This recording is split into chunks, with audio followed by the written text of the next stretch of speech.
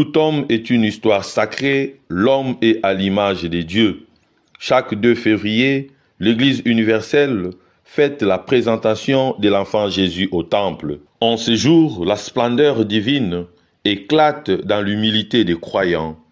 Une journée par excellence dédiée à la vie consacrée. Les religieux et religieuses de l'archidiocèse de Garoua se sont rassemblés pour réfléchir sur le sens de leur vie consacrée, tout en mettant l'accent sur les orientations pastorales de l'archidiocèse de Garoua au nord Cameroun. L'amour du Christ a rassemblé dans l'unité un grand nombre de disciples pour que, comme lui et grâce à lui, dans l'esprit, ils puissent, à travers les siècles, répondre à l'amour du Père en l'aimant de tout leur cœur, de toute leur âme, de toute leur force.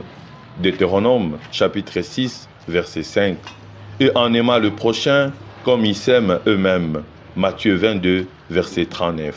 Parmi ces disciples, des femmes et des hommes, de toutes nations, tribus, peuples et langues, rassemblés dans les communautés religieuses, ont été et sont toujours une expression particulièrement éloquente de cet amour sublime et sans limite.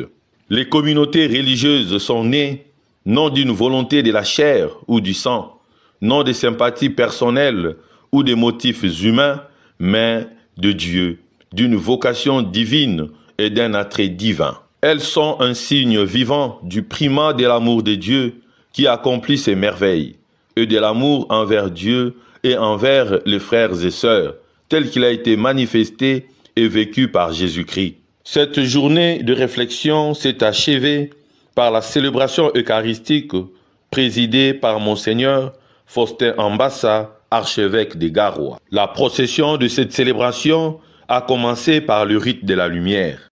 Au nom du Père et du Fils et du Saint-Esprit, Amen. La paix soit avec vous. Et avec votre esprit. En entrant dans l'église, un cierge à la main, les fidèles, les religieuses et religieuses symbolisent la marche du peuple de Dieu vers la lumière définitive déjà rendue visible en Jésus. Tous et toutes déposent leurs bougies au pied de l'autel, une façon de confier au Seigneur leur consécration, eux qui ont accepté de vivre dans la chasteté, l'obéissance et la pauvreté. La parole de Dieu a été tirée de l'évangile de Saint Luc, au chapitre 2, du 22e au 40e verset. Dans ce texte, Luc souligne fortement ce qu'il réaffirmera tout au long de son évangile. Dieu se manifeste dans des gens humbles. Ce sont ceux-là qui sont capables de s'ouvrir à l'amour, qui est la valeur divine par excellence. Acclamons la parole de Dieu. Monseigneur Faustin Ambassa, dans son homélie, a présenté la journée de la vie consacrée comme un signe de gratuité, d'humilité devant Dieu. Mais aussi, c'est un geste d'humilité. Humilité devant Dieu, parce que l'être humain, dans sa petitesse, vient offrir quelque chose à Dieu. Cette messe est au fait notre propre consécration. Oui, notre vie n'est pas un chemin de mortification, mais un chemin de bonheur. Que notre prière monte devant Dieu comme un encens. Qui commence bien, finit bien. Après les différentes prises de parole et bénédictions par l'archevêque, c'était le moment de photos de famille et de partage d'un verre d'eau. Une journée de fraternité, de joie et d'échange. Pour Histoire sacrée, Jean-Philippe Soukari Mouari, missionnaire Oblat des Maries Immaculée. Guérison intérieure, miséricorde et partage.